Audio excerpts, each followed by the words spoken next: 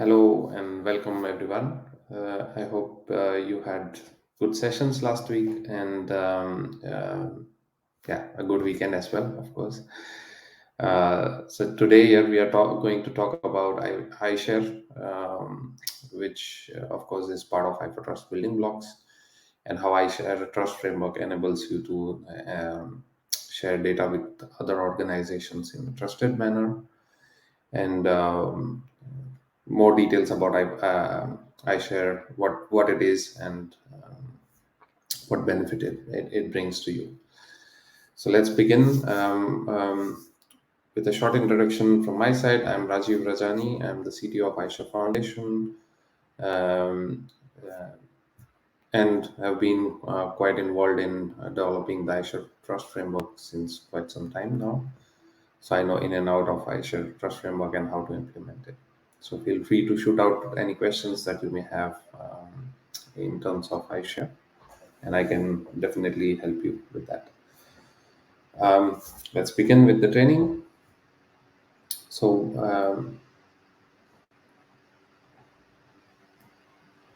yeah. So what do these things, these images on the screen remind you of subconsciously? You see a child being held by his father, uh, people doing some gymnastics or trust exercise. Oh, there did I say the word trust? Yes. So that is the word that uh, you can remind. These images remind you of subconsciously, right? So it is all about trust, essentially, and you need trust every day in our day-to-day life, even for basic things like traveling. Because you see all the infrastructure that we use today, we trust on them that they were built to last and can support all the transports that we do, and transports run on time so that we can reach our destinations on time, right? With trust, of course, you can build a lot of things and do a lot of impossible things that you individually cannot do, right? But is that the same situation with our data online with in the internet? Can we say with 100% confidence that all the data that we put on internet, can we trust with the safeguards that we are having today in those terms? Or not even internet, but even with using network to share with other participants or other organizations, can we completely rely on digital trust? Today's mechanisms that we have in order to secure that data. To some extent, yes, but can we trust with our business critical data? So in today's world as well, what we do usually is when we are assigning our trust to somebody, as in some organization to host our data, for example, we enter into bilateral paper-based contract with that organization in terms of defining how they will secure our data, where they will store our data within the boundaries of Europe, for example, and who has access to that data. Can somebody from their organization have access, or would other clients have access to the data that they are storing on the same servers and things like that? So you enter into a lot of contracts in order to safeguard the data that you put online or to other host providers, basically. In return, of course, you get services, but that's a trade-off that you always make, and you do so by entering into bilateral contracts. But same applies when you are actually dealing with your partners and upstream and downstream vendors, for example, that you need to share some of the valuable information with them in order to fulfill your business needs. But what do they do with that data? You also protect that using bilateral contracts. So, two organizations, for example, in logistics, they are taking care of transport, so they need to share that information. but they also need some agreement in order to make sure that they do not uh, impart on their customers, basically, because it's also competitive space for them. So what they do is they protect this via bilateral contracts, and in those contracts, it's mentioned that the data that is shared because of the nature of the business may not be used to take away clients, for example, from that business, right? What if we said that instead of doing this bilaterally every time you want to share data with other organizations, you can do so digitally and in a very much more efficient manner, and with all the legal protections that bilateral contracts provide, right?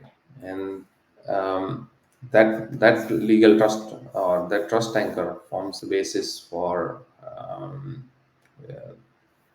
providing the digital version of authorizations to each other, and they can be verifiable, controllable, traceable, and it gives you the dynamicity that paper-based contracts cannot give you, right?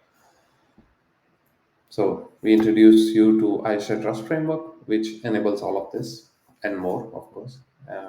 So what is iShare is essentially a trust framework which is agnostic to any data that is shared using this framework. So we don't the framework is designed such that you can share any kind of data with other organizations, right? And in any format. It's a federated model. So all the roles that are defined in iShare are completely distributed and federated. So these are defined as roles. So multiple organizations can provide you with the same services or same role offerings, and you are able to choose your own provider for for that role.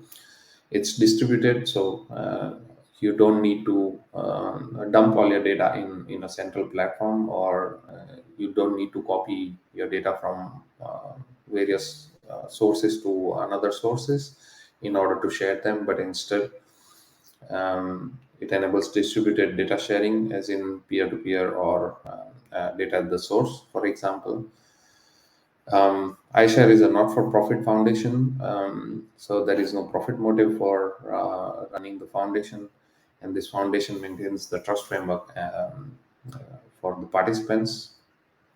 It's universal, so it has been generically designed to be applicable across the world, and also, of course, across different sectors. So iShare can be used in any sector in any region, right? And with that, we bring the possibility of data sovereignty to the data owners, as in they remain in control of the data even after the data has been shared, and trust in sharing of the data, which enables sharing, of course, and data spaces, right? Some background information about iShare. It's the first version was released in 2018 already, and organizations were already starting to use it in 2018. More than 1.5 million businesses data is already being exchanged using this framework. It is trusted by some governments. It's growing exponentially, um, and a lot of participants are getting added as we are speaking. It is compliant with GAIX and IDSA. Also, we are in collaboration with GAIX and IDSA, where the idea is that all iShare participants are also called GAIX compliant participants, and vice versa. And GAIX uses iShare as a trust framework that they wish to develop. They already found iShare as the relevant trust framework for it. Some more background.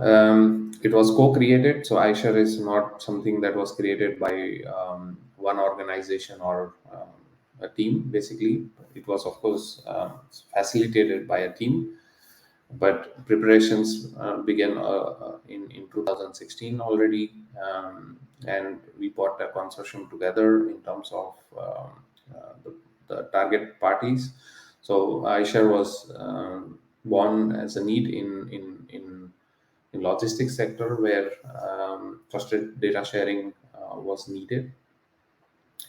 So we brought a lot of logistics parties together and learn from them what works for them and what does not. And we created this trust framework, and it has been live in since 2018, used by other parties, not only in logistics but also in other sectors like energy, construction, agriculture, and others.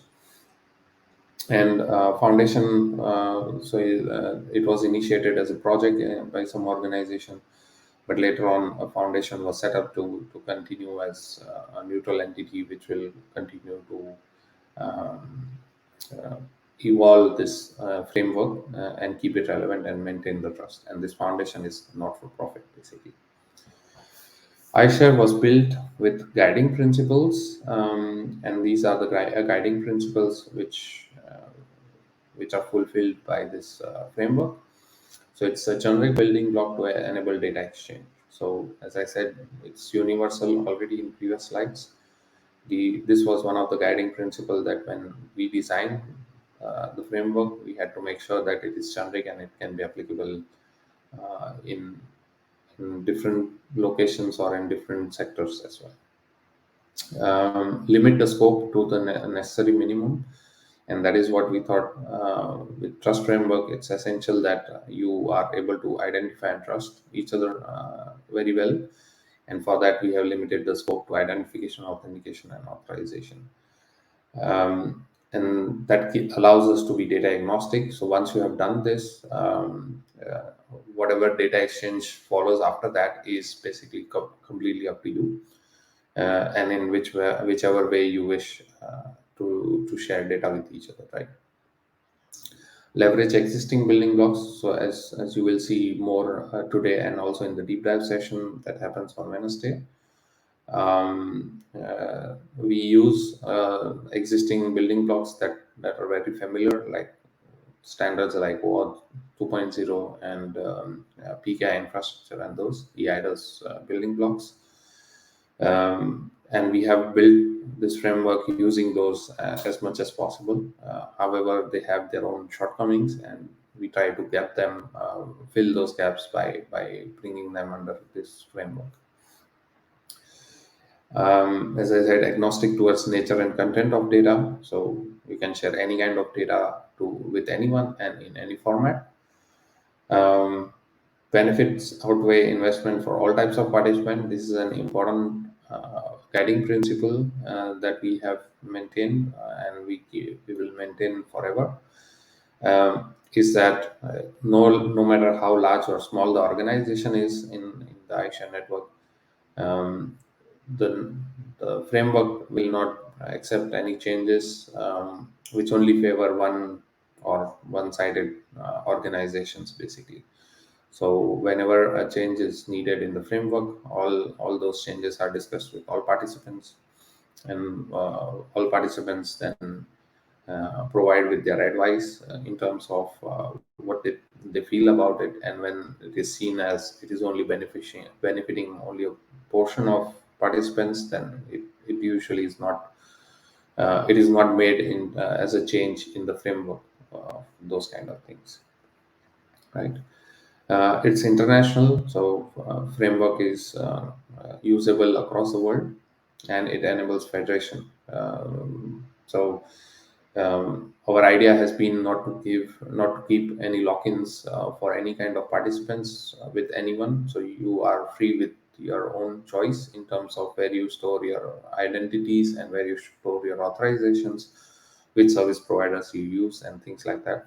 So it enables that federation.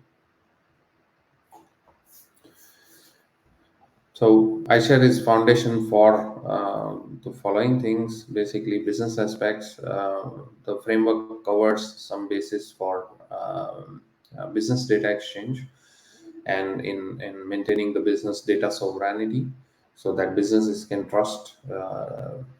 trustfully share the data without need of entering bilateral contracts every now and then.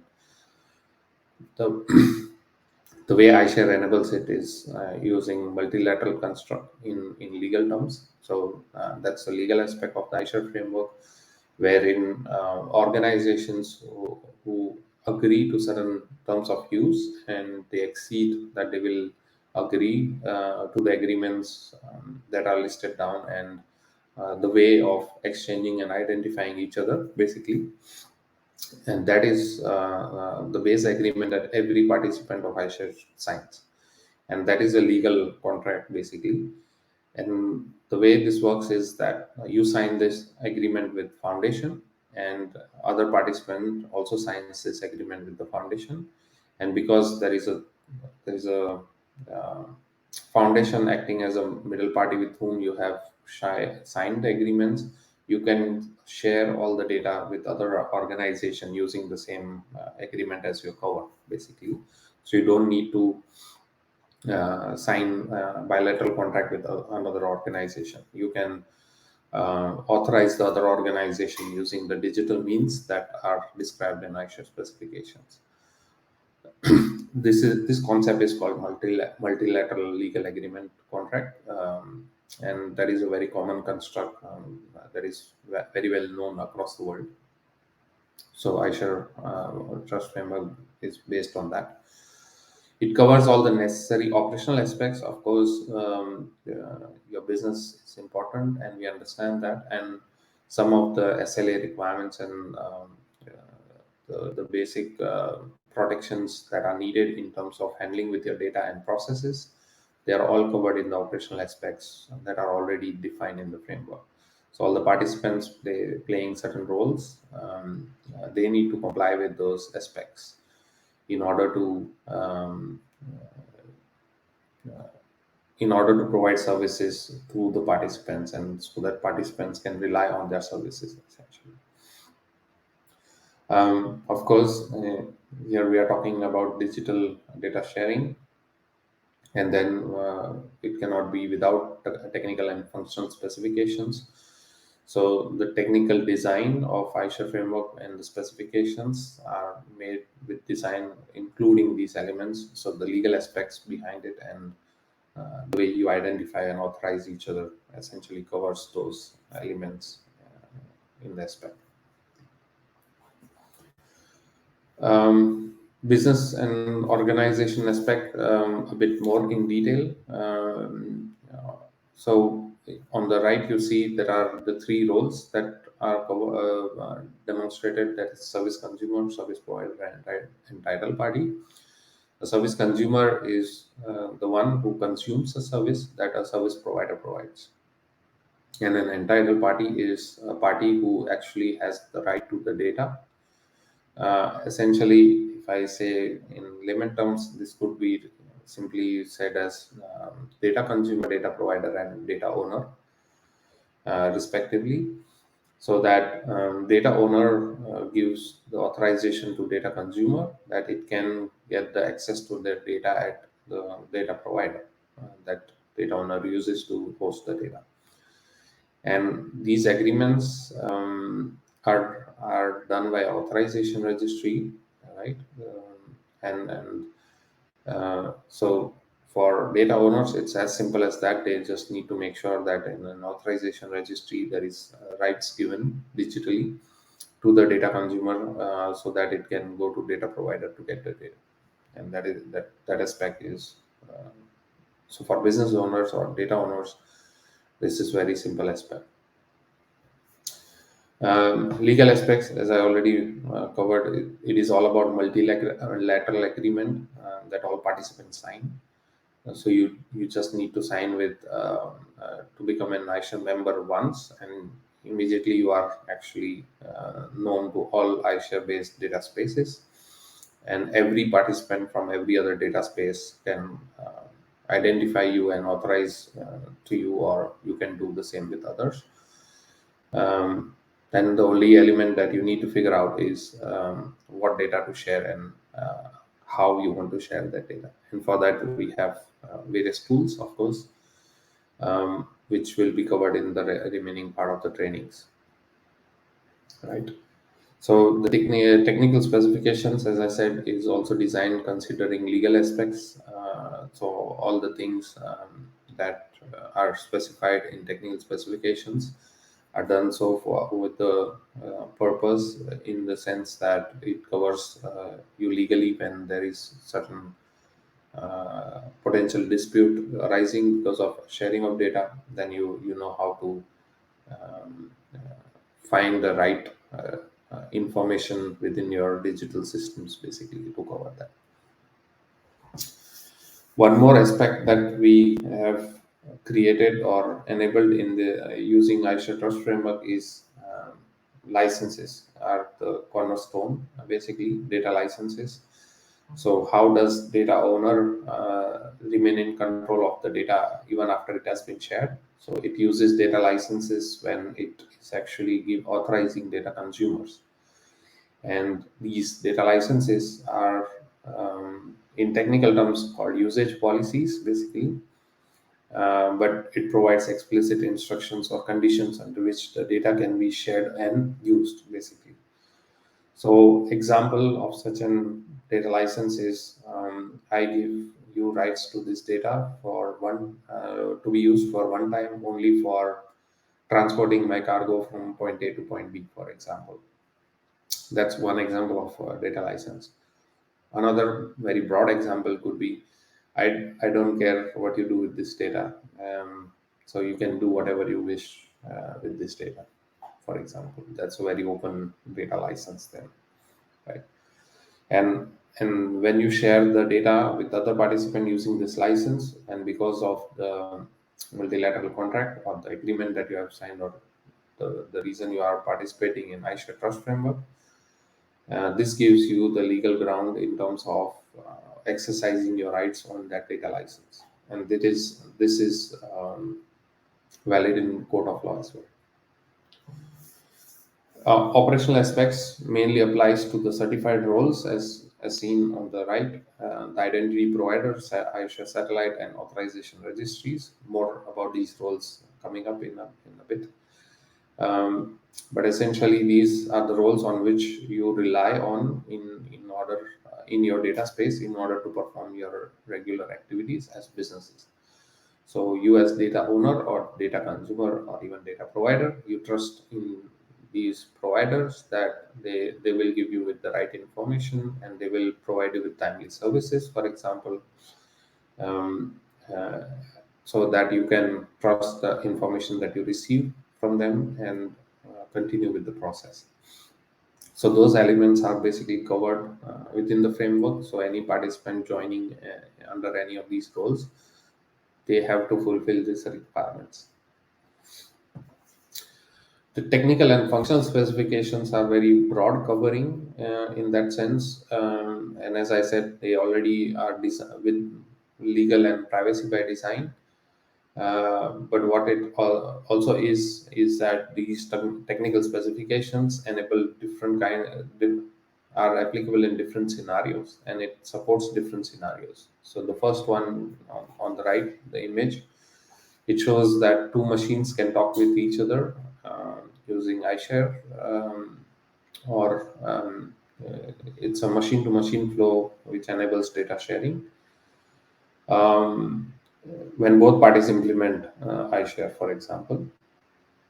The second one is about human to machine interaction. The third one is about a party using third party services to enable iShare based exchange of data. And the fourth one is also about the whole organization implementing iShare for all of its services. So it enables data sharing in data by keeping data at the source, right? So different ways you can build integrations. You can reuse your existing integrations in place. Sorry.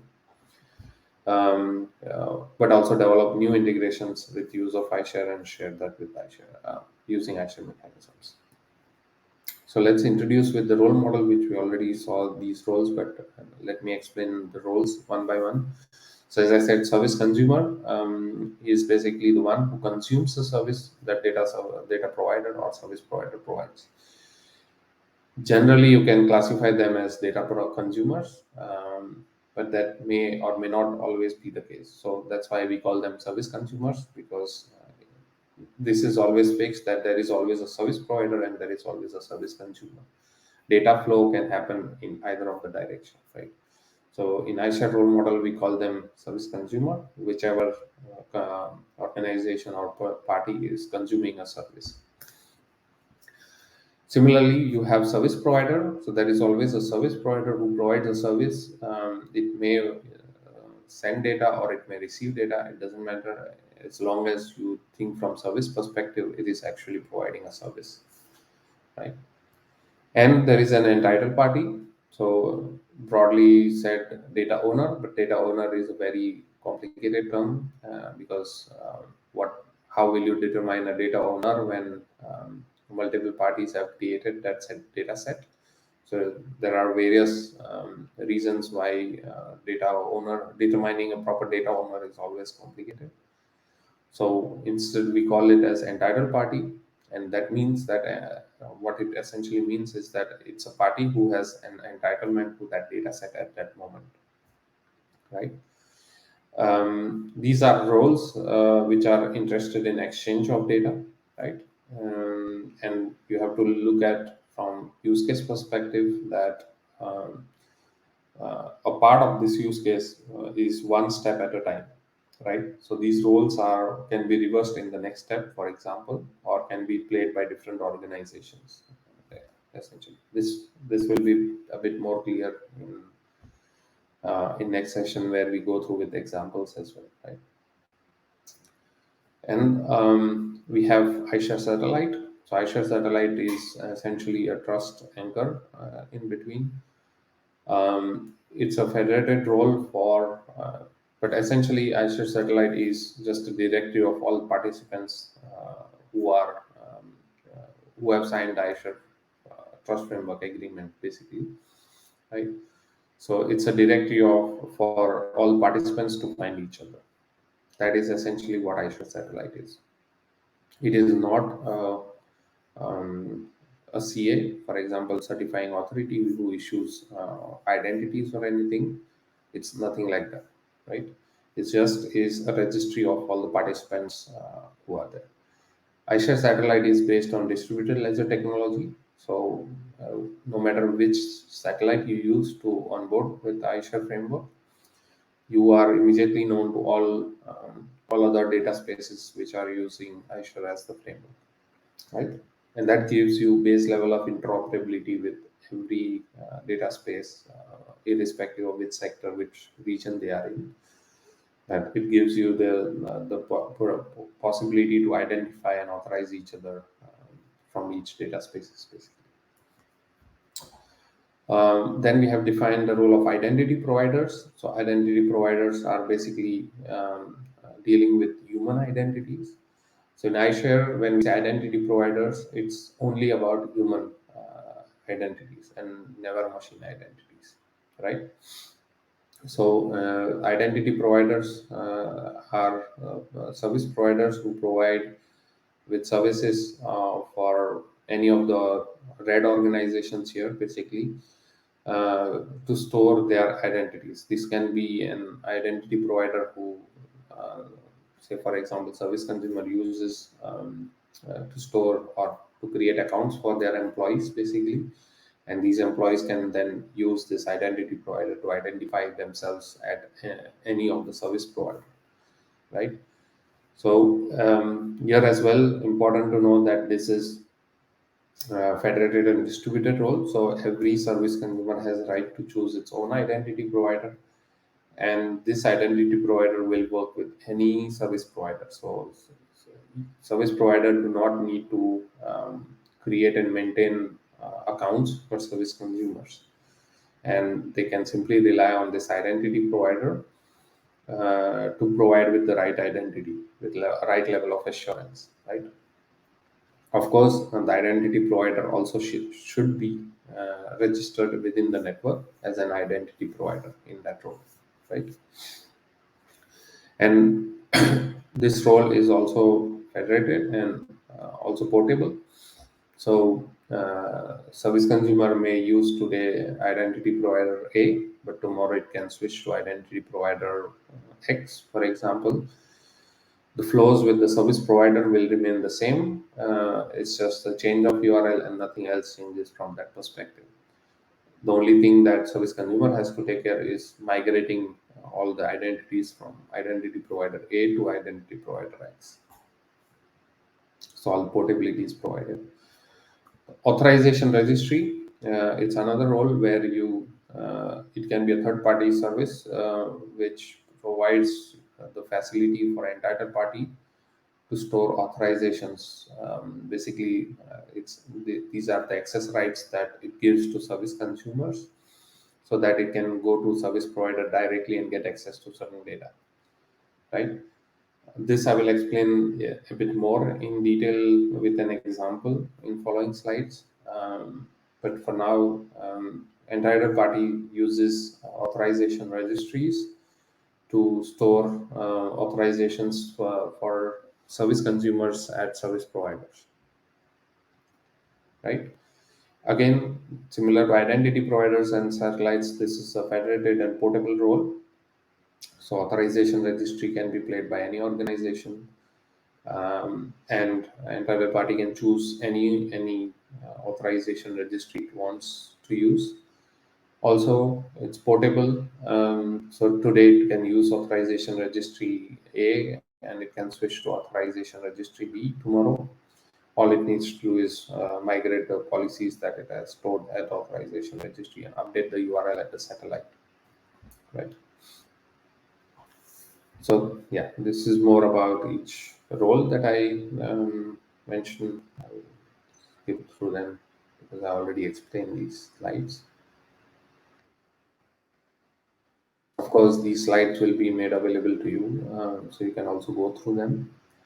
And of course, the recording of this session will also be made available. One other factor about authorization registry I wanted to highlight here was authorization registry is as a role that is defined in iShare. It only defines the endpoint specifications for authorization registry. However, iShare does not define how to implement an authorization registry. Right. So on the right bottom, you can see this diagram which explains various options that how you can define an authorization registry. So here you can see at the very bottom right the iShare APIs. These are the only things that iShare specifies. However, the source of the authorizations can come from multiple sources or single source. So for example, it can be just based on policy database. So very simple authorization registry can be simply having a policy database at the back end, and on the front you have the iShare APIs sitting, right? So that when other party connects to you via APIs, it simply looks for the relevant policy in the policy database and generates a response which is sent back. However, an authorization registry can also be developed based on transactional information, for example, or reuse existing information that you have in your LDAP or AD directories, for example, or any other such sources where you are already storing authorizations for various parties, right? So here is an example where you can see that you can either base your authorizations on any of these elements or combination of these. So you can also use your backend systems like ERP, CRM, TMS, or other kind of backend systems that you have in your organizations. And by virtue of the information in the transaction system, for example, let's take an example of an order management system. So you receive an order from your customer, and in that order management system, you also usually keep track of which transport organization is going to handle the transport and logistics of that particular delivery of the order. So you also update that in your backend system. If you look at it, this itself is in a way giving authorization for the transport company to get access to that information which is needed for the transport company based on that order, right? So you can use that information and generate on the fly a policy or a response at your in front of your AR basically, and that is why you see this blue block in between, that is about authorization determining logic, which uses various sources of information if necessary to generate the right response when invoked via an API. Yes. Then identity provider, as I said, is basically used for human identities. In iShare, we are very closely relying on EIDAS framework for the use of identity providers. However, the technical specifications are what we have defined to make sure that we remain interoperable and not have multiple different um, options, because then you are no longer interoperable. So we use OpenID Connect as the base standard for it. So what does iShare enable or support? So in terms of functionality is it various kind of interactions. So all machine to machine interactions. So you can have fully automated machines talking to each other, sharing data with each other, and all working through when you are simply providing your authorizations in right authorization registry. The machines can automatically share data with each other, for example, or human to machine. So when, of course, you need to share data with humans via portals or via applications, mobile applications, and those mechanisms are also supported or specified how to enable them. Right. What is facilitated is flexible authorizations. So the authorizations request response model is such that it allows you to have very broad authorization or very fine grain authorization. Key thing that what it is mainly about is it enables attribute based access to all the organizations.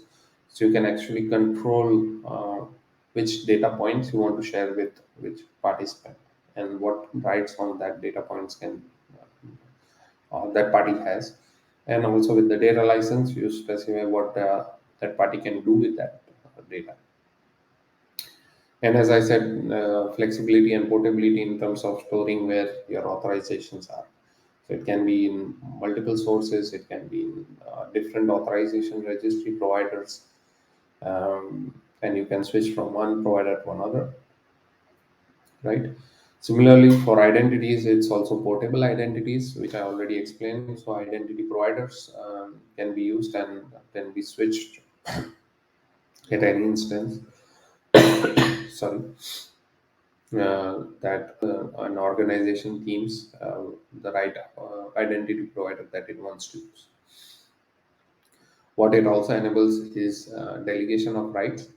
So not only data owner being able to give rights to data consumer, but it can also control if I as a party A give rights to party B, then party B can also give rights to party C, and then party C can directly go to the data and fetch the data. So that's the delegation of the authorizations that is also possible. And all of this is enabled while still keeping the owner in the control of the data. So whenever the owner gives rights, it also specifies all the conditions and the level that it wants to control, how many further down the line the delegations can happen and things like that. Yeah. So that was an introduction to iShare. Now let's look at how what is the data space, and then we'll look at how iShare is fitting in this data space model. Right. So a data space is by definition a decentralized ecosystem built by parties coming together with a common purpose. Right. So it's essentially a logical thing and not something physical, or it's not a platform. Let's say like that. It's essentially when organizations come together and they want to exchange data, then you form a data space which allows you to define how the data will be shared amongst the participants, right? So you can see on the right the diagram that demonstrates the logical boundary of the data space. And on the top, you can see data consumers and data providers essentially.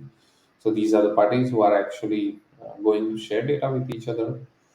And on the bottom, you see these provisioning roles like identity and authorization service providers and marketplace and other service providers.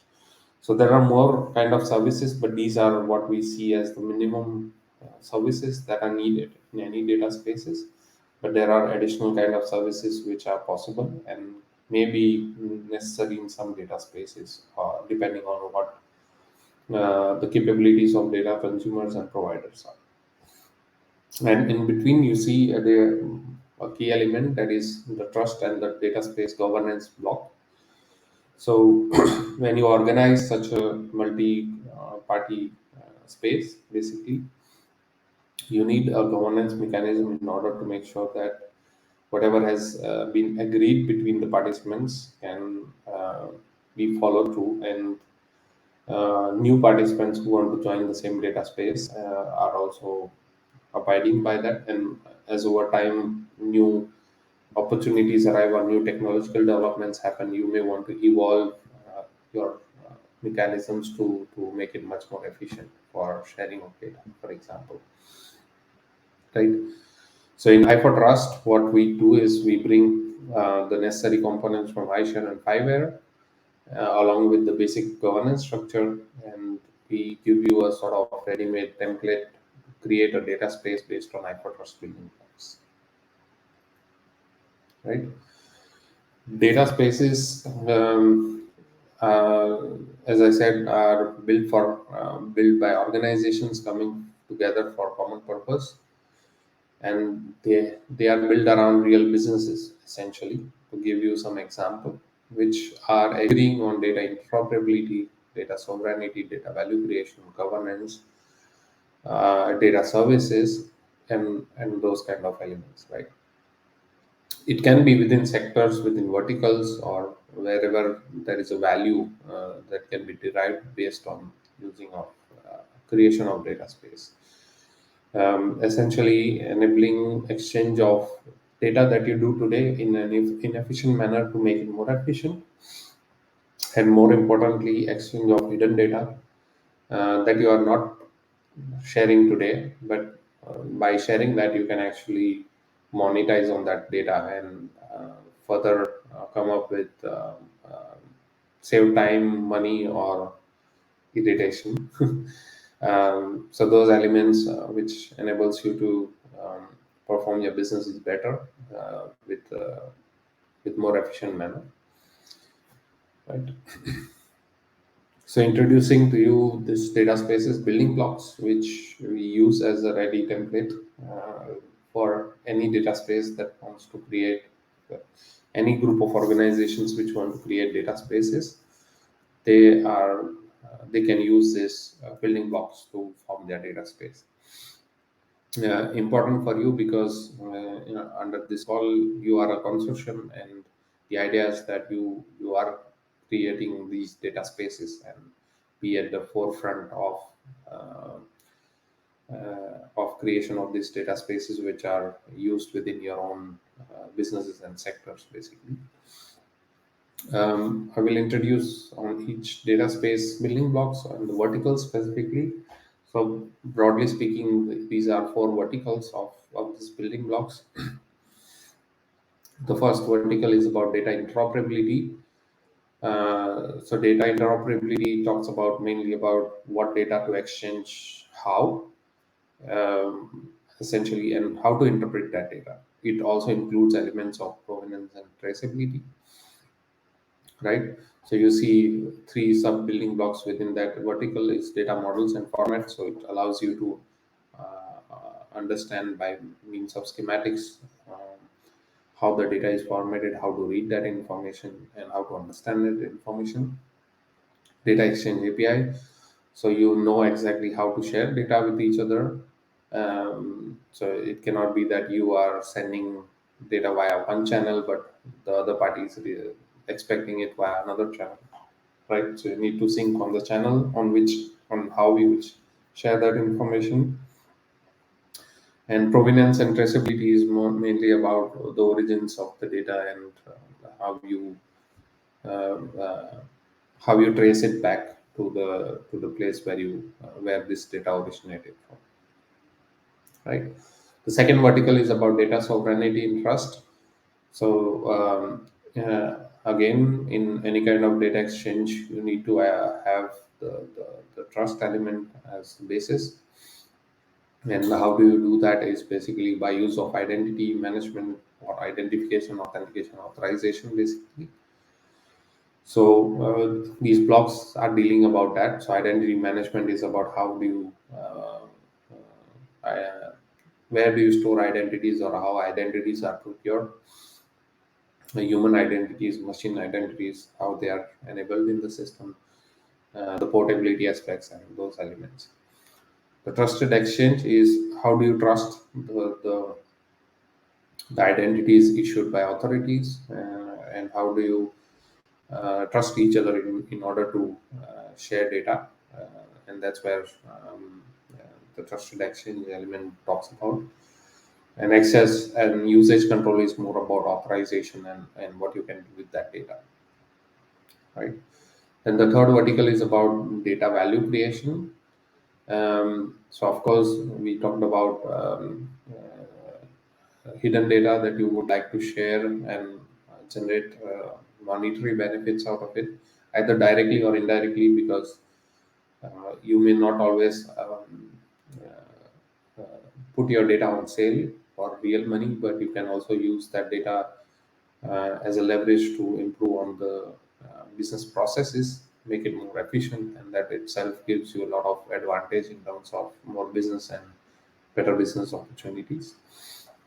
So this vertical mainly talks about creation of value, and um, for that there are elements which are necessary, that is metadata and discovery services, because uh, on one hand, you have defined the data models and those elements, but how do you interpret that data if you are speaking in different languages? Then you need metadata and discovery services in order to enable and support multiple data models and format. Publication and marketplace services. So one is, of course, due to nature of your business, you are already in interaction with organizations you want to share data with, and then you can already have a conversation in terms of how and where to share the data. But on the other hand, what is enabled is with marketplace is you need some kind of data set, but you don't know who are the providers and how will they provide you with that information. And for that, you need the publication and marketplace services essentially to search for the data providers, or other way around. If you are a provider, search for the consumer who would be interested in your data. Third sub block is about data usage accounting. Of course, when you are sharing this information or data exchange, and your motive is to benefit out of it, specifically when you are selling that information, then you also need to do usage accounting, because then you can bill appropriately to the consumers. And the fourth vertical is about data space governance. As I mentioned earlier, in any data space, governance is also one of the key elements that needs to be catered to, because this is where you will enter into business and operational agreements as well as organizational agreements. So these agreements are agreements that these organizations who came together to create this data space will enter into, and these agreements is what enables you to trust a bit also on other organizations, that they will also follow by the same agreements that are mentioned in here, because they agreed that they will abide by these agreements, right? So in terms of how iShare enables this is basically it covers the blocks that are highlighted with iShare logo. So it's mainly about data sovereignty and trust because, as I already mentioned, iShare's scope is about identification, authentication, and authorization. So it all enables identity management, trusted exchange, access, and usage control policies. At a very basic level, it does cover metadata and discovery services because when you register yourself as a participant in satellite, you also provide certain URLs which points to the services that you offer and things like that, or as well as also where you keep your authorizations, for example. And data space and governance, of course, as I mentioned, the framework itself is including a very uh, ready to use base business and operational agreements, which all of the data spaces can use. Of course, it can be augmented by adding additional business and operational requirements that you may have for your specific data space. However, the very basic ones that are needed are already covered and provided within the framework, right? Organizational agreements are always between the organizations of a data space, so it is very data space specific. So let's take a deeper dive into data sovereignty and trust building block. How does iShare enable that? So identity and access control policies. So these are the principles that iShare enables at any data space, and you can see on the right image that uh, this is a data space, and these are the services that are defined in iShare. These are the specifications provided by iShare. Um, the identity provider enables the identities of humans basically. So any organization can use any identity provider to identify themselves at any service or portal basically, and it is based on the standards, open standards like OpenID Connect or 2.0, and the authorization model is basically derived or inspired by XSCML standard. However, it's just a request response model, right? And storage of the policy can be in any language. The trust authority or trust anchor, that is the iShare satellite, which enables you to find each other and trust each other because that is where you can find that this party has also signed the same agreement that you have signed. So the concept of the multilateral agreement, as I mentioned previously, that proof is provided by iShare satellite, right? Um, so and this is all enabled via federation. So a brief diagram about how the federation looks like of satellites. So there is a satellite that is always run by a foundation as a backup, and every data space has its own satellite, and these are all synchronized registers basically, so that no matter where you register yourself as a participant, you are also visible at other data spaces, and any participant from that data space can interact with you, right? So this is how the satellite structure looks like. It is based on distributed ledger technology, and it is based on also the framework specifications, right? So iShare Foundation is the only one which can register data spaces and create the satellites or uh, register satellites, and in turn satellites can register any kind of participants in the iShare role model. And this is another illustration of how trust is enabled between different data spaces. So parties who are already part of any of the data space can reuse their existing registration information to interact with other data space participants, for example, right? Um, so again, this role model and this role model now in the perspective of data space, as you can see, um, as I explained the role model of the uh, data space, there you can see that on the top you had the data provider and data consumer, or the parties who were interested in the exchange of data. And in between you had, or at the bottom you had identity and authorization trust providers. So they are already defined in iShare. Also the satellite, which is sort of acting as trust anchor, but as well as a bit of governance aspect, because this enables or this stores which agreements a particular participant has entered into, and based on that you can trust whether this organization with whom you are interacting with can be trusted, and it has also signed the same agreements or not, right? um, with iShare, then enabling various data spaces like logistics in different countries, building sector or construction and agri energy, various data spaces that are being enabled with iShare today.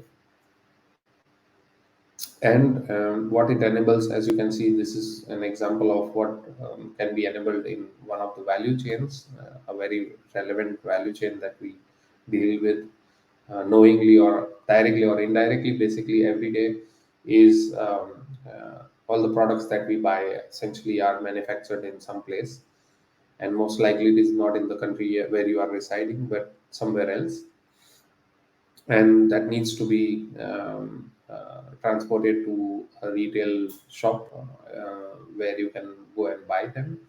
But you can see that that journey is such a complex journey, and so many parties involved from different regions, and different sectors as well. So financial sector, the transport sector, transport itself has multimodals, so different models that are being used. The authorities like customs, which when custom duties needs to be placed. Again, yeah, as you can see, these are from different regions. So financial sectors in different regions, also transporters in different regions. They can all be seamlessly working with each other and trust each other, yeah, irrespective of where they are operating, by use of this common framework that iShare provides. And with that, they can share data in a trusted manner. So enabling much more efficient cross-domain value chain is possible, right? Validation of participants, basically what further details, to give you a bit of more detail in terms of what is provided in via the satellite, so that you can trust other participants, is basically every participant's detail about their signed contracts. So all the contracts that they have signed, a hash value is stored in the blockchain, and you can validate that hash value whenever you want. But essentially it also gives you information, okay, which agreement was signed basically by that organization. And it includes the iShare specific agreements, but also data space specific agreements. So each data space can have their own additional license, additional agreements that they would like their participants to sign. That's not mandatory, of course, but it is an option that is provided, right? And all of this is validated by the registering satellite. So satellite is in that sense acting as trust anchor, because it validates these information before entering into the system, right? They validate the participant details as in their existence by checking of their Chamber of Commerce extract documentation and various other such documentations. There are identifiers like an EORI number, and they determine the level of assurance using a predefined framework which is based on EIDAS framework. So every organization can be classified into certain level of assurances, basically based on the level of processes they follow within their organization. And these processes are linked to ISO standards or CMM levels or Six Sigma or various those certifications, basically, and audit requirements. Some of these audit requirements are mandated within a sector by authorities or regulators, basically. So all those things are considered in that sense. Of course, data spaces for specific sectors or specific purposes can add additional assessment items in the level of assurance, and only when they meet certain level they are defined at whatever level they meet. A level of assurance is determined while registering that participant in the network. Um, the participants are also validated via the means because they need to buy EIDAS certificate when they want to register in the network. So buying an EIDAS certificate, qualified seals essentially. The process is that a physical validation is done by the certifying authority of that organization, and also validated which person from that organization is allowed to represent that organization. So that gives you the legal aspects or legal coverage, basically. And this is the very certificate that is used to sign all the information that you are sharing with other participants. So the other participant can trust what you are sending. It's essentially equivalent to an organization sending a letter which is signed by the authorized signatory of that organization to another organization, and that forms the basis of trust in the traditional world, which is paper based. But with the paper based signature, now changing that into a digital signature which has valid backing in court of law as well. And of course, the role within the network is also determined, as in which of the role from the role model is played by this participant, and only then entered in the satellite. So the elements that are enabled for data value creation or the basic metadata and discovery in iShare is about when parties are registered. The satellite provides you with an endpoint where you can query on whether a particular party is registered in any of the data spaces or not, right? And uh, and there is for understanding a data space requirement, there is an URL provided in the data space registry.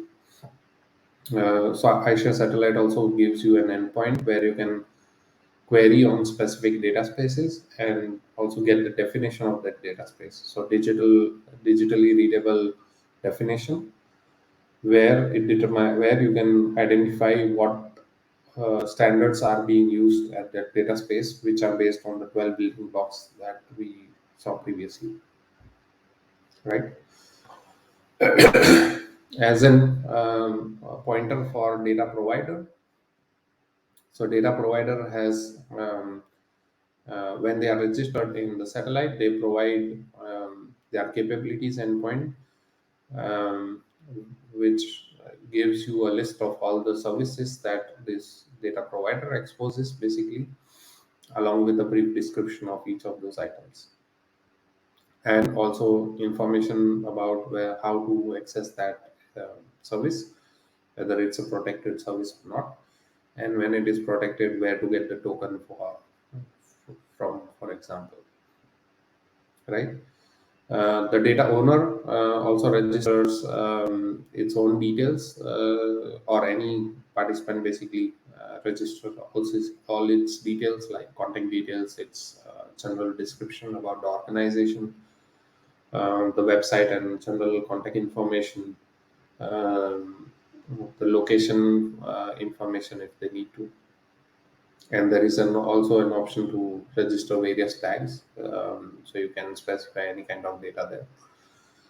And as well as it can specify the authorization registries where they are storing their authorizations, right? So data pointers to uh, where I, as a data owner, I am storing my authorizations. And this can be multiple authorization registries, for example.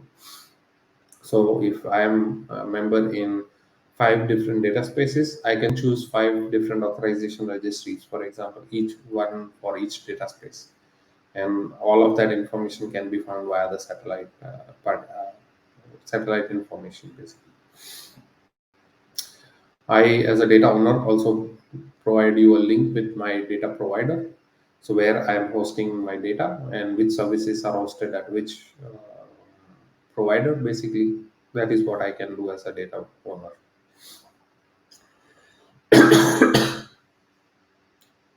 Okay, sorry. Data space governance. Um, as I said, we cover also data space governance. Let's take a closer look at what elements are covered in the governance aspect. So iShare provides with the basic legal and governance framework, which forms the basis of governance building blocks, right? So the 3 building blocks about business agreements, operational agreements, and organizational agreements. Um, uh, but that is important also for businesses to achieve the data sovereignty in one hand, because the licenses, data licenses that you use, they are also part of the framework, or they are defined already in the framework, and all participants can use any of these licenses. More licenses can be added when there is a need, by simply raising a change request, right? However, these agreements enforce illegal data usage policies when used. So when data owner provides with authorization to data consumer, it has possibility to attach a data license. Sorry, data license along with that authorization to the data consumer.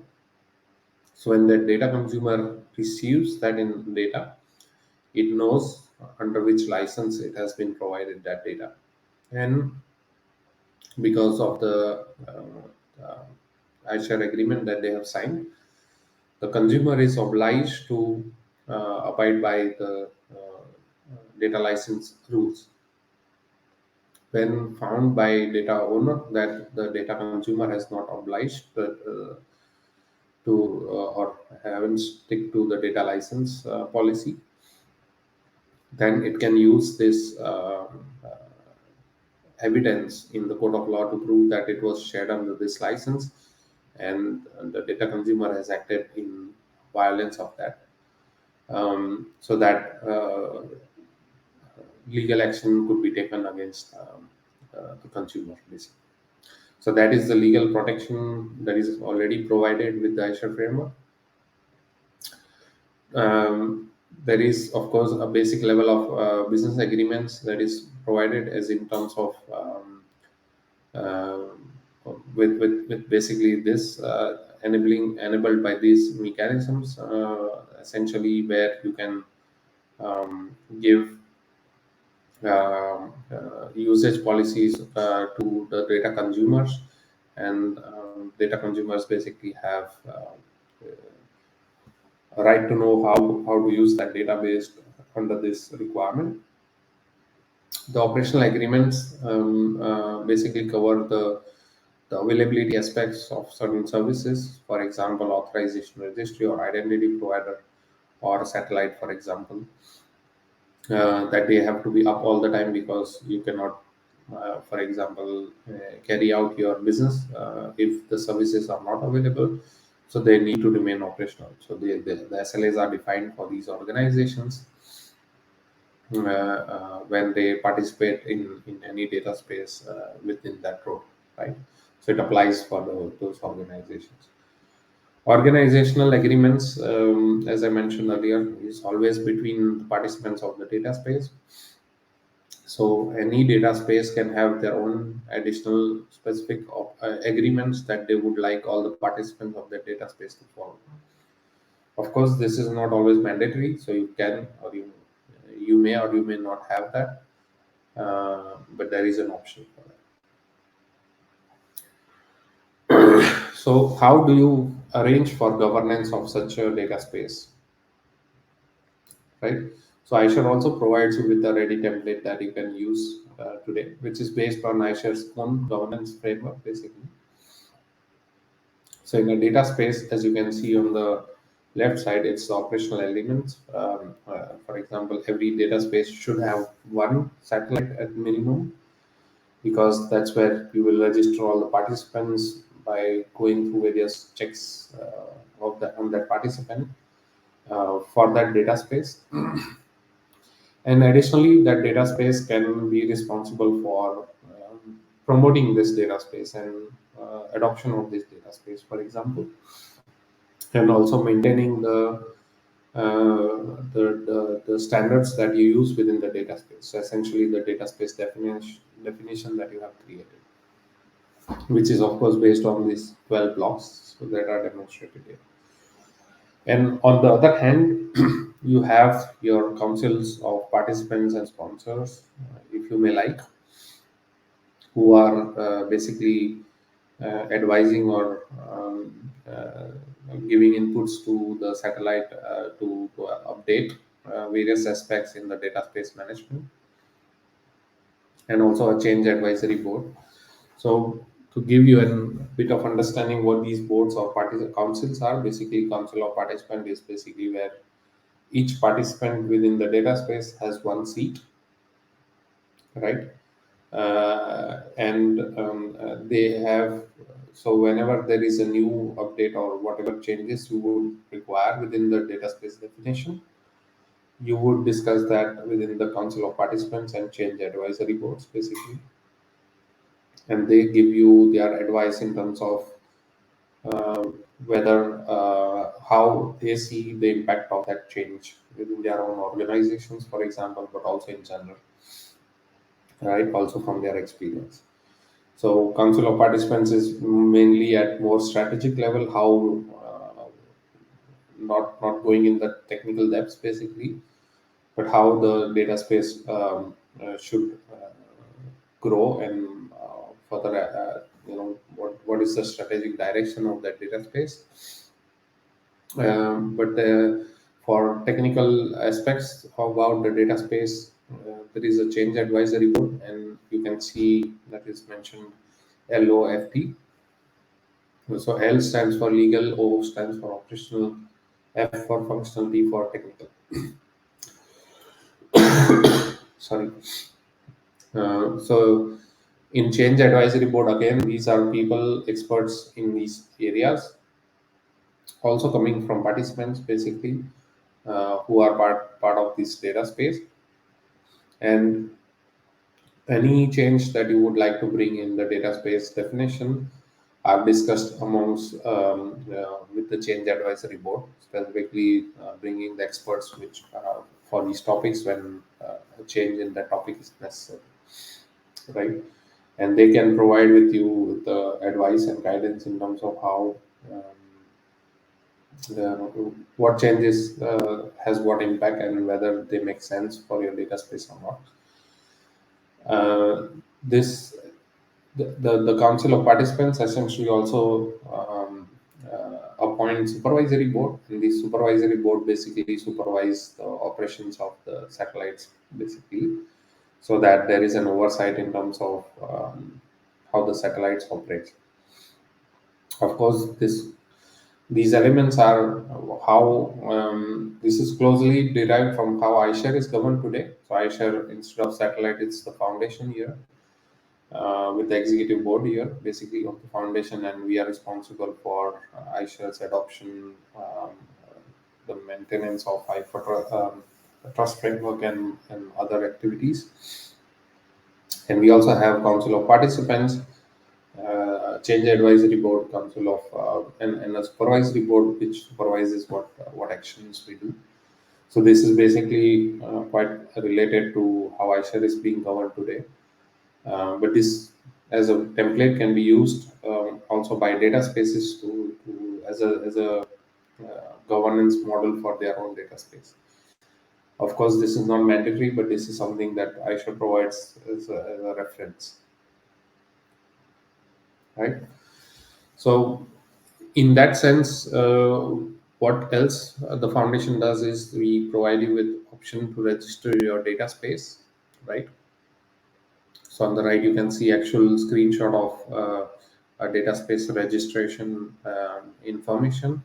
And this information, of course, you can also get via call of API via the satellite, and it gives you all these details about a particular data space, right? Just to give you a little bit more insight in terms of, so there is a title of a data space ID, a unique identifier that we have defined for any data spaces, a data space definition URL. So this is the URL which I was talking about, which gives you a pointer to a digital definition of your data space. So in this data space, you define the standards and the models that you use for all the 12 building blocks, basically. So, but it is in a readable form, machine readable form. A data space website, if it is available. So, if you, as a data space, host your website or publish your website, you can put your URL here so that other participants can learn more about your data space from there or joining information and other things.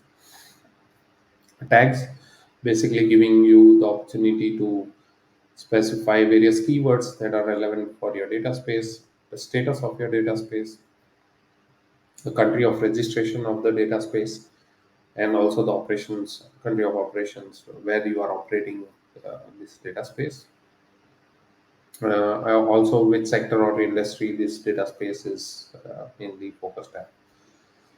You can also list down specific agreements that participants of your data space has to sign, basically.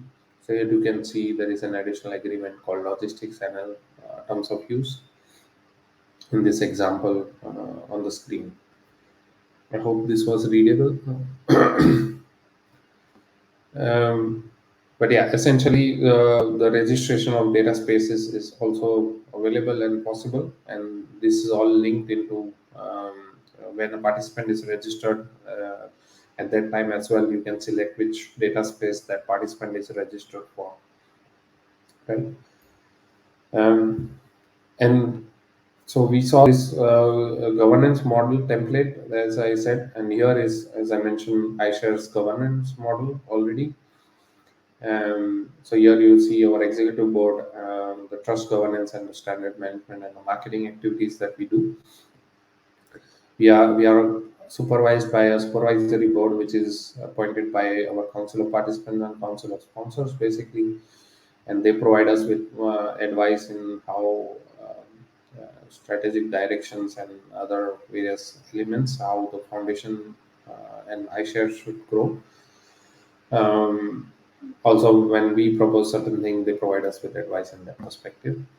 And the change advisory board, which is also appointed by the members of iShare, they help us, or we discuss all the changes in the framework with them and imbibe those changes within the standard.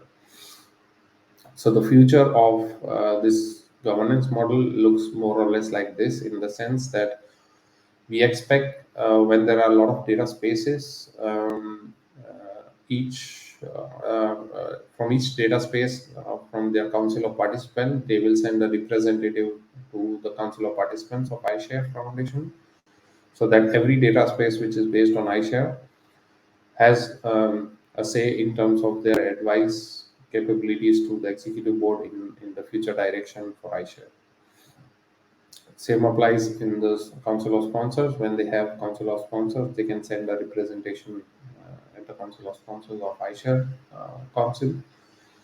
And similarly, for the change advisory board, the experts from the technical aspects of the standard, they can, each of them has a possibility to represent in the change advisory board of the foundation. and in turn, which will be part of the discussions when we make those regular discussions with our change advisory boards, basically about the changes that needs to be done in iShare framework. So, to give you a bit of perspective, we have regular quarterly council of participant meetings and change advisory boards run by the foundation. So all the participants of iShare are free to join them and represent their organizations basically, or data spaces, whichever is the case. Um, and of course, when needed, we also arrange for ad hoc such meetings or such sessions in order to fast track certain changes if that is necessary. Right? But with this, the federated governance model is enabled by iShare, and each data space is more or less independent in their own governance aspects as well as operational aspects. However, they also have a say in terms of how the framework further develops when there is a necessary change that has a broader impact and broader advantage for a lot of data spaces, then those changes can be rolled up into the main iShare standard, basically, or the framework standard. Whereas data space specific changes can be maintained at the data space level. I hope this makes sense to you. This is how we enable the federated data spaces which are governed independently, yet part of the same framework which enables you with the interoperable level of trust. Yes. So as I mentioned, we have regular advisory boards and council of participants sessions maintained by foundation. Similarly, the data spaces, when they choose similar governance model, they can run their own cycles basically of these sessions. Active participation is encouraged from all the participants so that all the changes are discussed with them and they can contribute as much as possible. So that because whatever changes happen may or may not directly impact you as a participant, and uh, so it's essential that you participate and you know what changes are coming through and what impact it may have on you, right? And as I said, one of the principles of iShare is that no one organization can benefit on expense of others. It's essentially every participant, irrespective of their location, size, sector, whatever, they have equal rights at the table with other participants. So there is no discrimination in that sense. You are there, you have the opportunity to be present there, represent yourself, uh, put across your views, and if you are not happy with a certain change being proposed by a certain organization, then justify that, and we can try to see what what changes can make through, which is not impactful for all the organizations, and which changes we cannot continue with because it impacts certain organizations in negative way. Right? Of course, we provide you with this knowledge also to make sure that you as a data space can also adopt this as a governance framework. Of course, it is up to you whether you would like this, but this is an example of a working governance model, um, which has been working very fine, and you don't necessarily need to reinvent your wheel with your data space, so you can reuse this model actually. Okay, it's time for a short break, let's say, and then we go through an example of how this iShare role model and the framework fits. So let's take an example to understand it better. But let's have a quick break of 10 minutes. So we'll be back in, it's 10:25 now. So let's be back at 10:35.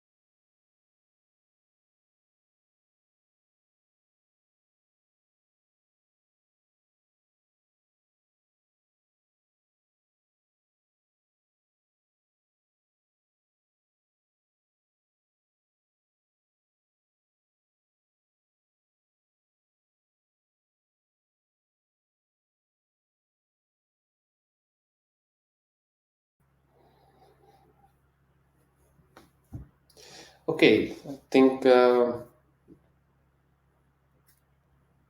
are almost all back.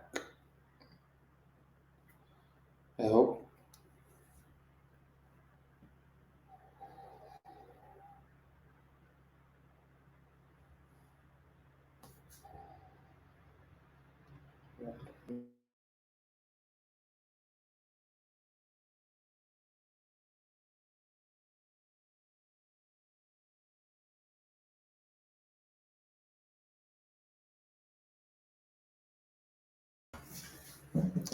Yeah. Okay. Let's continue. So now let's go at look at the example of how a use case is made feasible with use of iShare framework. There are some examples that are there, and we'll go through one of them. So, for example, there is a climate agreement reporting example where businesses are acting as data owners, and government or the artificial intelligence supplier service providers basically act as consumer and energy suppliers, which has the data of the energy consumption, are acting as data provider. Right? Another example that is enabled, one of the examples that is enabled by iShare is prediction of arrival of goods, very common one, though it's still a bit of nightmare in a lot of logistics world to exactly trace where your package is.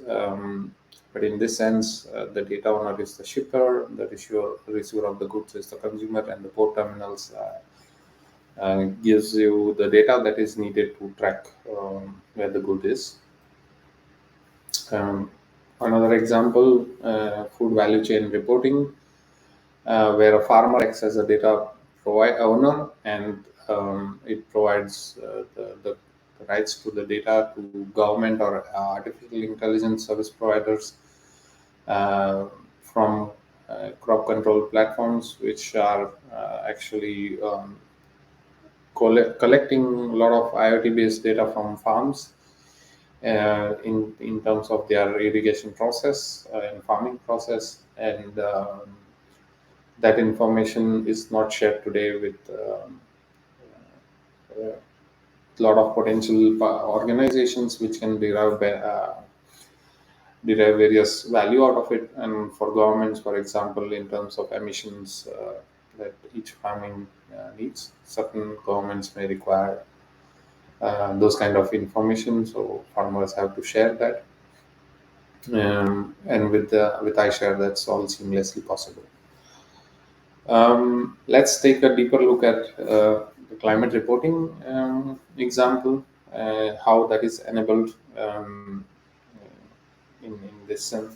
So this is actual example in real world, which is there is a data space that is created based on iShare as a framework, and the data owner is actually the business owner who owns or who has offices, and it is a party who is procuring the electricity from the electricity supplier, for example, or energy supplier from an energy provider. Um, the data owner needs to share the energy consumption information about their business premises per meter square, how much energy units is their business consuming. Um, and this information needs to be collected by one of the government agencies in order to determine the current situation more closely, as in which buildings are more energy efficient versus which are not. So in the first step, what happens is, sorry, here in this step, that the government agency needs the consumption of the organization who grows plants in this case, and has received a grant. And as one of the clauses within the grant was that it should share the energy consumption data because it has certain limitations in terms of energy usage under the grant. So how does the agency procure the data from the data owner, or in that sense, the business owner? So government can actually check on the satellite details about this data owner, where this data owner is keeping its information. So with the capabilities endpoint from the data owner, the information can be found by the agency. Uh, then it knows that the energy consumption data is stored at EDSN. That's an energy grid provider, basically, who stores that energy consumption data for the data owner, so that the agency now knows the data can be procured from this data provider. So it actually requests the data from this provider. Now, the provider needs to know whether there is the agency is authorized to get access to that data, because as per their records, it's not the data owner. So somebody must have given them rights. When coming via iShare, they can specify that they are using iShare mechanism, and they can specify that they have authorization for getting that data. Then EDSN needs to check that information somewhere. So EDSN first then goes to because EDSN knows the data is about the data owner. That's the business plant grower business. It needs to check where it stores its authorizations. If it already doesn't know, so it goes to satellite. In this case, it doesn't know, so it goes to satellite and checks the details of this plant grower to see where it stores its authorization information. It gets the details of the authorization registry where this data owner stores the authorizations, and yeah, it then sends the request to that authorization registry to check if this data owner has given rights to this government agency to have access to the energy consumption information. Um, when when the data owner has already not given the rights to the agency, there are two options. One, either it will simply send a rejection. So the EDSN then knows, okay, no such rights are given to this agency, so it will not share the data with the agency, and instead send back an error saying you are not authorized for that information. What can happen as well is that the authorization registry can send a notification to the data owner. Of course, this is up to authorization registry how it has implemented this feature, that this agency is requesting for this data set information. Do you want to grant access? So this is more like a trigger to create a authorization. That is also possible, by the way. So authorization, in this case, the authorization registry sends this notification to the data owner saying, hey, this agency wants to get the details of your energy consumption information for this period. Do you agree to that, and would you like to grant them access? So the data owner says yes, I am okay with that. And um, uh, when data owner accepts that, and policy is registered in the authorization registry, and then authorization registry can say to EDSN, yes, that party is authorized, and then EDSN can share the data with the authority, basically, which is requesting this data. So this is one of the examples of how data sharing happens, and this is all machine to machine. As you can see, there is no identity provider involved yet in this whole scenario, right? So how do you begin? So more, by the way, more detailed steps, because these are very high level steps yet. The more detailed steps will be covered in iShare deep dive, which happens on Wednesday. So also make sure that you join the Wednesday training session where I'm going to cover in detail the iShare, how do you implement the iShare technical specifications, right? So what do you need to start your data spaces successfully? So ideally, you start with an existing confidential business data of many organizations which are and with the launching data consumer. So for you, for most of you with IFA Trust, yeah, your use case itself, for which you have made the proposal, that itself is a good starting point. But it should be something with which you can actually go to the market, essentially, right? Start simple, make a very simple service first, enable using this framework, or using all the building blocks from the data spaces, so that you can test and validate what things are working fine for you, and how to start with more complex scenarios. So if you start simple, you already have good exposure and understanding of all the services that you want to expose within a data space. And with a clear definition, you understand what works with all other organizations, because it's a typical scenario where you are dealing with a lot of organizations within your data space, and it's always a challenge when you're dealing with a lot of parties to bring them all aligned to the same understanding. And starting with a simple service would help in getting there faster. So, and once that process is known to all of the parties involved, it becomes a bit more easier for them to grasp for more complex services. Build on iShare Trust framework from start. So you don't need to wait till you figure out, okay, now you need an element to enable trusted exchange of data, and you simply can exchange data using some APIs without any security. That's an afterthought. It's a typical scenario today that a lot of security aspects are considered afterthought, but you know that that itself is a big pain when discovered later, that it actually derails your whole planning. So instead, start from the beginning with the trust framework, so that you are already covered with all the basic security and legal aspects, which helps you to kickstart with your services. When you are ready, you simply are ready to go live as well, right? And of course, don't reinvent the wheel.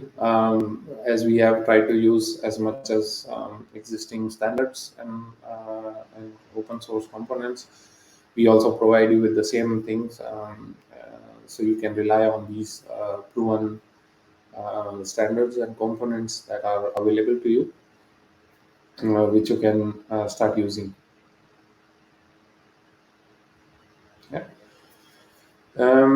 On iShare specifically, if you want to start becoming a participant of iShare, it's a three-step process, a simple one, two, three. In essence, what you do when you want to become an iShare participant is step one: identify the role and/or data space you wish to join. So, as per the role model I just explained, you need to identify which role you would be playing. Of course, you can play as an organization multiple roles, but you would start somewhere with one role, ideally, and then you start with that role first. So either you are a data service provider, service consumer, um, entitled party, authorization registry, identity provider, or even a satellite when you are going to set up your own data space. You need a satellite organization as well, right? So step one is all about identifying your role. By the way, this is also on iShare's website. So you can click on these steps to learn more exactly on how to identify your role in the data space you wish to join. Step two is development activities that you need to do regarding your role, and testing and conforming to those specifications. So iShare essentially is a standard or a document that is provided, and a set of specifications. We don't we are not a platform, or we don't provide you with components. We don't run any components for you, for example. However, there are open source reference examples of these roles that are available. So authorization registry, service providers, these kind of elements. Also, identity provider, both via iShare GitHub as well as iFortrust GitHub, you can find them.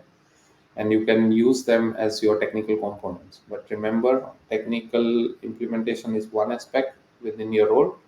You have more than technical elements required in order to fulfill that role, specifically for all the certified roles like authorization, registry, identity providers, or satellite. You also need to specify all the operational aspects of your organization, and go through an assessment framework together with either the foundation or with your satellite, basically, to get onboarded. So also familiarize yourself with that. But of course, before you do that, or while you are doing that in parallel, what you necessarily need to do is implement your technical specifications or technical components, and get ready with your with at least the technical part of your role, right? And that includes with the conformance testing. So once you have implemented on your or you did your own development, conformance testing is conducted along with your satellite, which validates your technical compliance, basically, of your implementation, so that you are interoperable with other participants. Third step is where you will focus on the formalities, specifically regarding non-technical aspects. So procuring of EIDAS certificates, completing formalities, providing with various documents like Chamber of Commerce extract, going through the assessment if you are one of the certified parties to determine the level of assurance of your organization, and things similar to that. And signing, of course, the important aspect, the signing of the agreements that will enable you to participate in this network, right? um, the advantage of joining this network is, of course, you join once and you reap the benefits constantly. And more participants can connect to you, identify and authorize you in a standardized way, and you move away from doing bilateral contracts to all digital dynamic agreements between each other in terms of how and what to share, and what how that data is utilized as well, right? So it's a three-step process with iShare. Okay. It's You can of course get in touch with us, and here are some of our details, also some of the links that are provided to you for the learning. But this was more about what is iShare today. Oops.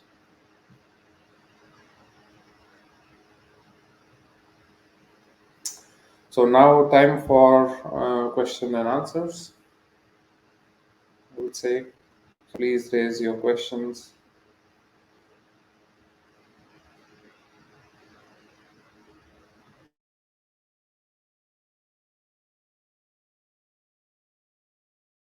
Better. Let me see if there are questions already. Yeah, there are a couple of questions already. Which parts are managed by iShare and which ones are needed to be managed by developers? Uh, so as I said, iShare is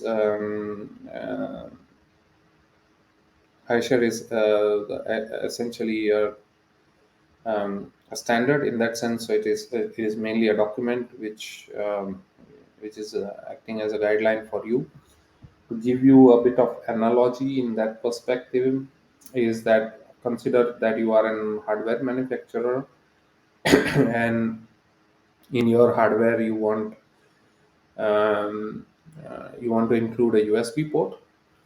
So you will develop that USB port yourself, but you need to make sure that it is recognized as, I mean, all the USB devices out there can work with you. So what you do is you go to the USB association, which maintains a standard for it, learn from them what you need to do in order to make sure that it is compliant USB port that you are enabling in your hardware, so that all other USB devices will work with you. So it is similar to that. So iShare is a foundation which maintains this iShare framework or standard, and you simply comply with the standard and use this standard for all the data exchange that you want to do with others. So developers maintain all the technical components themselves. We don't maintain anything for them. You are part of this network, and you contribute to how this standard is specified. I hope that answers your question. Okay. Then the next question: which type of blockchain network is used for trust validation process? Where can we find details about this mechanism? So I'm not sure what this question means, but I am assuming that we are asking the blockchain network that we use for iSHARE satellite. Then it's Hyperledger Fabric. However, um, it's not used for trust validation process. It's used mainly as a iSHARE satellite, as I said, is mainly a registry of participants. So from that perspective, the satellites are the entry point for participants to register themselves in the network, and once registered, they are available to all satellites, available via all satellites to all participants of different data spaces as well. Um, the details about our the details as I shared, also there are links that uh, that have the iShare specifications and the framework itself. They are all present, and also via our website you can find all the details explaining these elements, right? um, I hope that answers your question. Okay, then the next question: are the resources processing storage of each satellite centralized, managed by non-profit organization, or distributed? So as I said, satellite is essentially based on Hyperledger Fabric. So each satellite is acting as a node on that ledger. So it's a totally decentralized, distributed function and federated function. So satellite is a trust anchor within a data space. So it's an organization within your data space acting as a satellite and complying with the requirements of being a satellite, right? So and that satellite is a trusted organization. Ideally, satellite is played by a not-for-profit organization in your data space, because that helps you in maintaining the trust level within your data space, also on the satellite, right? Um, uh, but iShare does not mandate it to be a not-for-profit, for example. There may be cases where you want to create a very closed data space, and in that case you may want to run a satellite which doesn't matter whether it's a for profit or not. But ideally, in open data spaces where you encourage more and more organizations to join, it's a it's ideally a not profit organization acting as satellite. More recent relevant example of this could be considered as TradeLens. I don't know how many of you have followed that story, but TradeLens is one of the key blockchain projects from IBM and Maersk that was stopped by Maersk. And one of the reasons that most of the organizations are claiming is that um, they cannot trust in that, because it was primarily owned and run by Maersk and IBM. So other competitors were not that keen in joining that network and sharing very sensitive information which they were not sharing previously. So if you run a satellite which is for profit within your domain, you would run the risk of going through that similar path. So ideally, it's recommended that your satellite is not for profit and neutral entity. Ideally, I hope that answers this question. Then I can go to next question. Can organizations, persons without COC, EORI register in the satellite? Um, so satellites do not register any persons. So persons are never registered in satellite. Satellite is only registry of organizations. Persons are always represented via an identity provider from an organization. Remember, this framework is not for personal data sharing, as in not relevant for social media or general internet usage.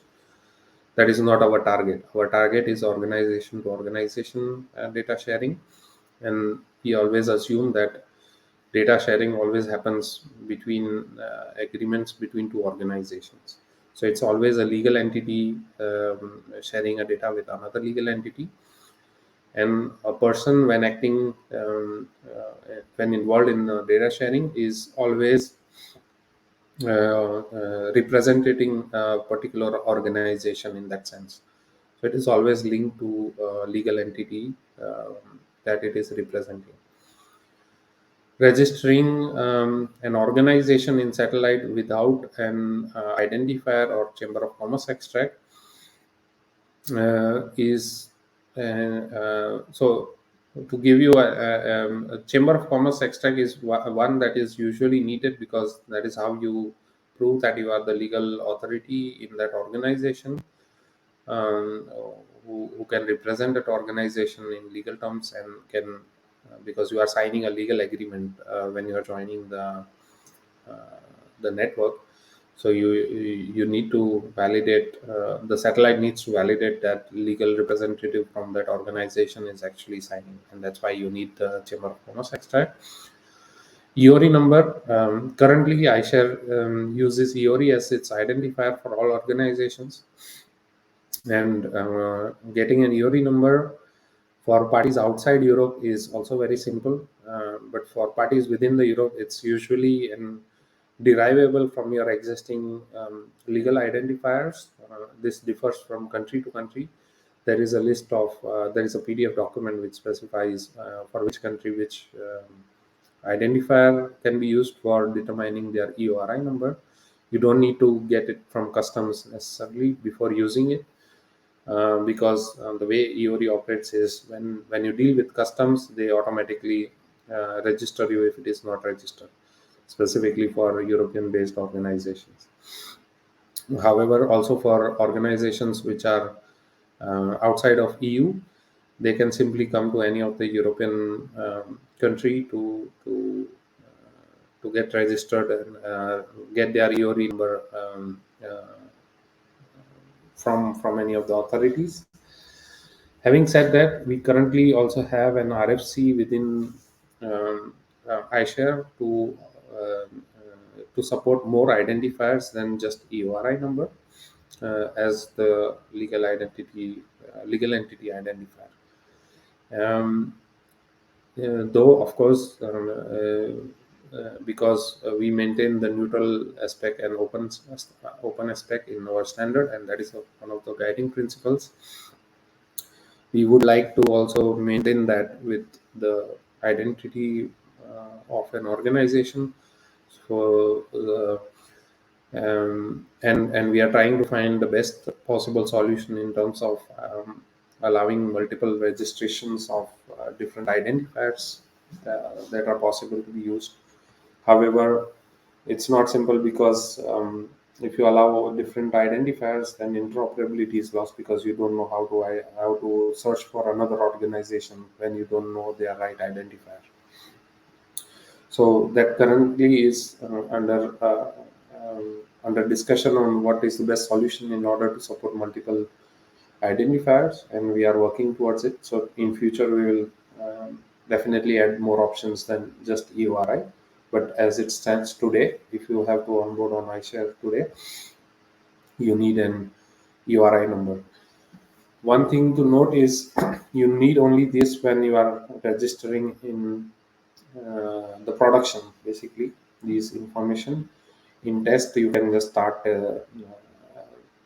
upfront with the dummy values for EORI. You don't need Chamber of Commerce in the test environment, of course. So once you have your working prototype or working MVP proven, at that moment you can decide to go to production, and then you go into these formalities basically. I hope that answers your question, Ayo. Um, Then the next question: do every data space need an EU, EORI, or for iShare? So I think I just answered that question. Um, Data space doesn't need an EORI, but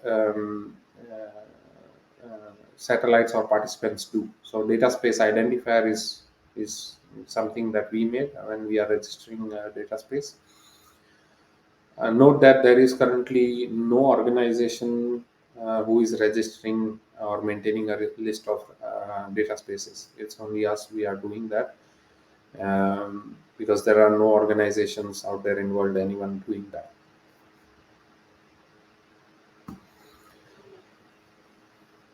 I hope that answers your question, Tarmo. Then I will go to the next question. How does the data owner tell the satellite which resources are available? Is there a DCAT compatible interface for exchange of metadata about resources?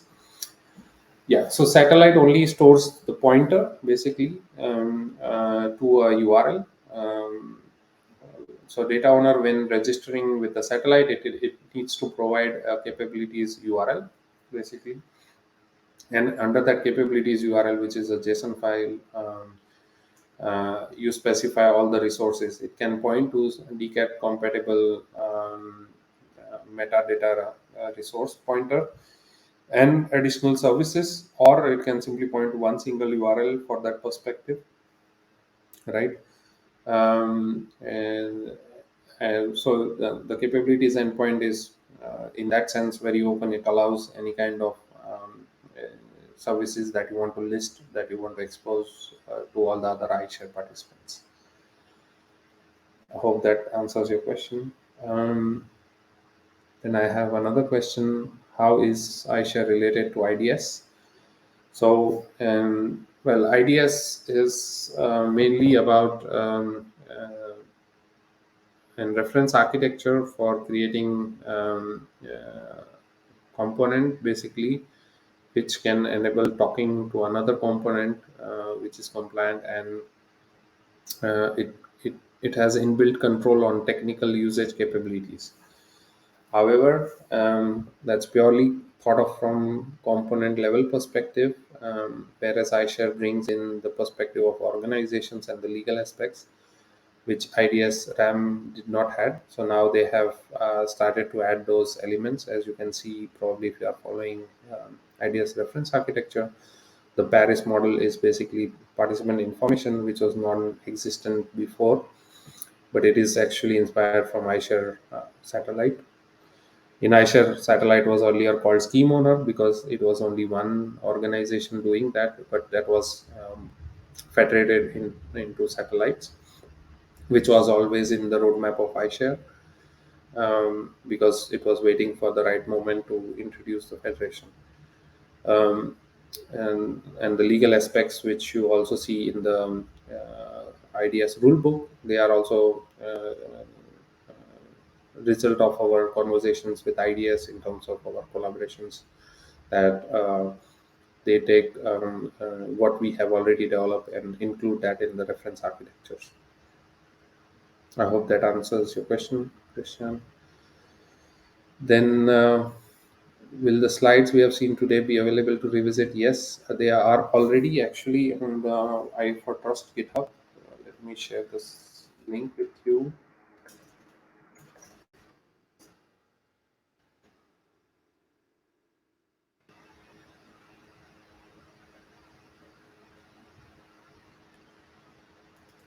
So the slides are already available from previous session. We'll also update the updated versions soon, but they are more or less the same with some changes, if at all. Um, then, yeah, you can still find those slides there. Then another question: is there an overview of all endpoints on iShare satellite component? Yes, that's also in the dev portal. Um, in the dev portal, you can refer under the common elements and the scheme owner endpoints. They are essentially the endpoints from satellite. And does 5Air's True Connector contain iForTrust and iShare Tech? true connector. I'm not sure, but Fiverr has implemented iShare specifications in Keyrock and Kong. Basically, these are the two components that have included iShare elements in it. And they are available as open source, of course, also via our GitHub on iFortrust, basically. So you can look at all the components made available under iFortrust here by Fiverr, which are compliant with iShare. Also with examples.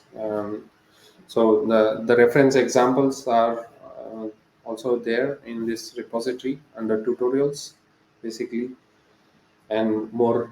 They will be explained, and we go through the deep dive on the Wednesday session. Uh, so there you will learn more on the technical aspects of iShare as well as how Fiverr components have implemented them and how the flows look like with an example.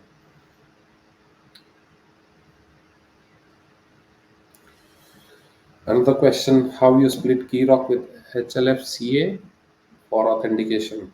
Um, I'm not sure I got that question. So Keyrock is a role is a technical component in iShare from identity provider, as well as it implements an authorization registry, and the authentication for identity provider follows OpenID Connect path, basically. And for machine to machine, it is between two organizations, anyways, and that's why you need Kong instead of Keyrock, essentially. Well, um, when you implement as a service provider, you implement Kong and Keyrock both, because the token handling and the token aspects are still implemented in Keyrock, but you don't use them. You use Keyrock in that sense as identity provider or authorization registry, for example. And Kong does basically your gateway, which sits in front of your context broker to protect the data coming out of context broker. But this is exactly what we will discuss in the Wednesday session. Yeah. Yes. Any more questions?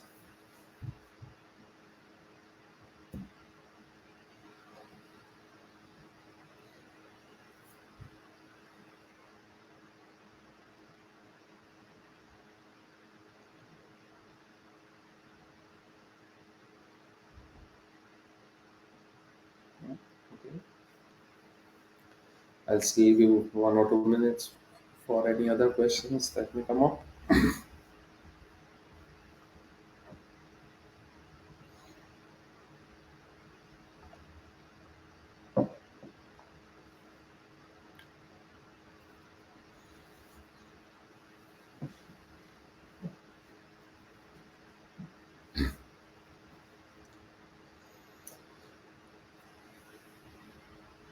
Yeah. Well, I think I don't see any more questions popping up, but of course, you know where to reach us. You can also reach directly to me if you have specific questions, and we can have a conversation about it. Of course, and also don't forget to join the other sessions also later today or Fiverr, and tomorrow as well as on Wednesday, which is the last day for training.